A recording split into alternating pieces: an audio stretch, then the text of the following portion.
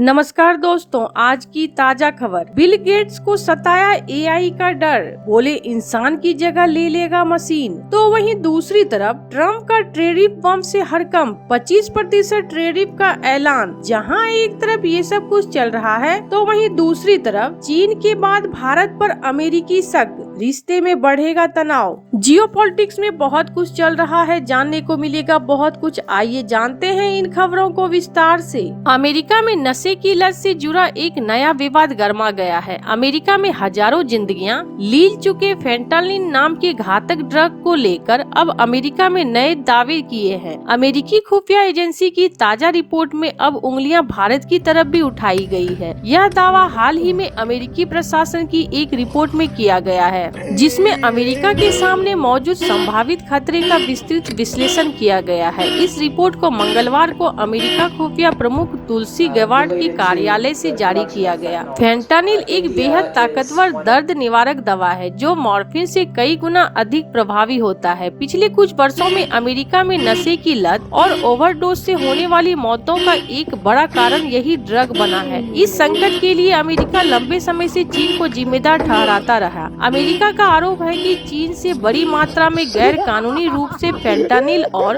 उसकी raw material Mexico के जरिए अमेरिका पहुंचाई जाती है, लेकिन बीजिंग इस पर कोई कार्रवाई नहीं कर रहा। डोनाल्ड ट्रंप के दोबारा राष्ट्रपति बनने के बाद उन्होंने एक बार फिर चीन, मैक्सिको और कनाडा के खिलाफ सख्त नीति अपनाई है। ट्रंप प्रशासन पहले ही कह चुका है कि अगर चीन ने फेंटानिल की अवैध तस्करी रोकने के लिए ठोस कदम नहीं उठाए तो अमेरिका चीनी उत्पादों पर और सख्त टैरिफ लगाएगा। अब तक यह विवाद अमेरिका, चीन, मैक्सिको और कनाडा के बीच सीमित था, लेकिन इस बार अमेरिकी रिपोर्ट में भारत का भी जिक्र किया गया है। रिपोर्ट में दावा किया गया है कि भारत भी फेंटानिल और उसकी निर्माण सामग्री का बड़ा सप्लायर बन चुका है। हालांकि इस रिपोर्ट में यह स्पष्ट नहीं किया गया है कि भारत से अमेरिका में अवैध रूप से यह ड्रग कैसे पहुंच रहा है। यह रिपोर्ट ऐसे समय में आई जब अमेरिका और भारत के बीच व्यापार समझौते को लेकर वार्ता चल रही है। हाल ही में एक अमेरिकी प्रतिनिधि मंडल भारत पहुंचा था, जिससे दोनों देशों के व्यापारिक संबंधों को मजबूत करने की चर्चा हो रही थी। लेकिन अब इस रिपोर्ट से भारत अमेरिका संबंधों में नया विवाद खड़ा हो सकता है। तो वहीं दूसरी तरफ अमेरिकी राष्ट्रपति डोनाल्ड ट्रंप ने बुधवार को अमेरिका में आयात की जाने वाली सभी विदेशी कारों पर 25% शुल्क लगाने की घोषणा की है। उन्होंने कहा कि यह शुल्क अस्थायी होगा और यह व्यवस्था 2 अप्रैल से लागू हो जाएगी। शुल्क की वसूली 3 अप्रैल से शुरू होगी। व्हाइट हाउस में ओवल ऑफिस में प्रेस कॉन्फ्रेंस के दौरान ट्रंप ने कहा, हम यह कदम उठाने जा रहे हैं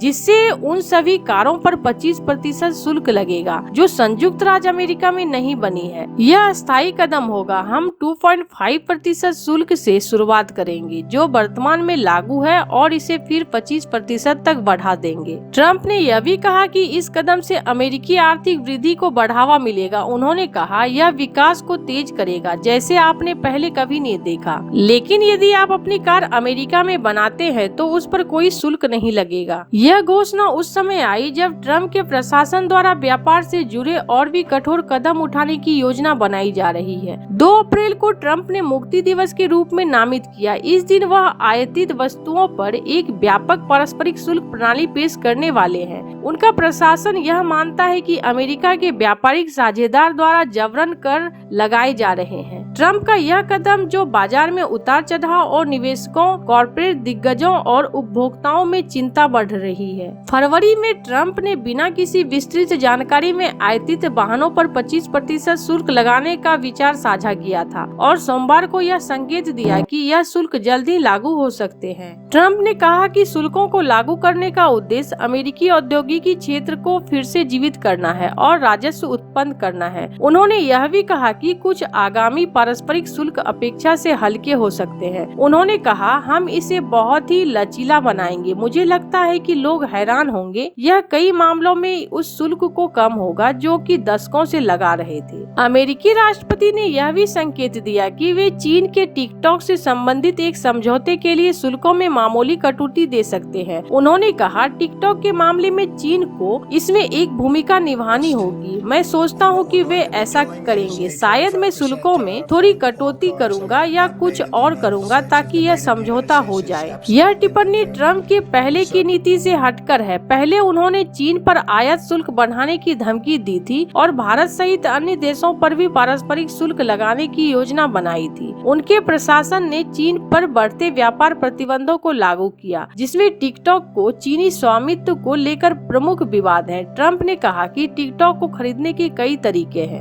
जहां एक तरफ ये सब कुछ चल रहा है तो वहीं दूसरी तरफ पिछले कुछ वर्षों से कृत्रिम बुद्धि या आर्टिफिशियल इंटेलिजेंस ने काफी तरक्की कर ली है। 2022 में ओपन एआई के जरिए चैट जीपीटी और पिछले साल चीन की डीपसीक से आने के बाद कई प्रोफेशनल लोगों के मन में यह डर बैठा हुआ है कि क्या यह एआई आने वाले समय में उनकी नौकरी को खा जाएगा, क्योंकि आज आमतौर पर हम एआई का उपयोग करने लगे हैं। ऐसे में कई कंपनियों के लिए भी किसी इंसान को काम पर रखने से ज्यादा आसान है। इसी मुद्दे को लेकर माइक्रोसॉफ्ट के सह संस्थापक बिल गेट्स ने भविष्यवाणी की कि एआई निकट भविष्य में ज्यादातर जगहों पर या कहे तो नौकरियां में इंसानों की जगह ले लेगा। बिल गेट्स के पहले नवीडिया के जेनसेन हुआंग, ओपन एआई में सैम ऑल्टमैन समेत कई लोग का मानना है कि एआई से सबसे पहले कोडिंग करने वाले लोग अपनी नौकरी को खो देंगे, क्योंकि एआई बिना किसी गलती के और बेहतर ढंग से काम करने में सक्षम है। इस मामले में गेट्स की राय थोड़ी अलग है। उनका मानना है कि कोडिंग में एक्सपर्ट को नहीं हटाया जा सकता, उनकी भूमिका हमेशा ही महत्वपूर्ण रहेगी। बिल गेट्स ने जिन 3 प्रोफेशनल के नाम बताए उनमें से सबसे महत्वपूर्ण है बायोलॉजिस्ट। गेट्स ने बताया कि एआई कभी जीव वैज्ञानिक की जगह नहीं ले पाएगा, क्योंकि इसमें वैज्ञानिक खोजों के लिए रचनात्मक की कमी है। हालांकि यह इस क्षेत्र में डीएनए विश्लेषक, डायग्नोसिस जैसे कामों के लिए उपयोगी होगा। दूसरे प्रोफेशन की बात करें तो गेट्स का मानना है कि एआई ऊर्जा विशेषज्ञों की जगह भी नहीं ले पाएगा, क्योंकि यह क्षेत्र काफी जटिल है। इसे एआई के जरिए नहीं चलाया जा सकता है। बिल गेट्स ने कहा कि एआई अपने अभी शुरुआती चरण में है, धीरे धीरे यह और भी ज्यादा विकसित होगा। फिर हम देखेंगे कि यह हमारे जीवन पर किस हद तक असर डालता है। ऐसे आपको क्या लगता है इन सब मामलों में? आपकी क्या राय है? कमेंट कर जरूर बताएं। जल्द मिलते हैं अगले वीडियो में नई खबर के साथ।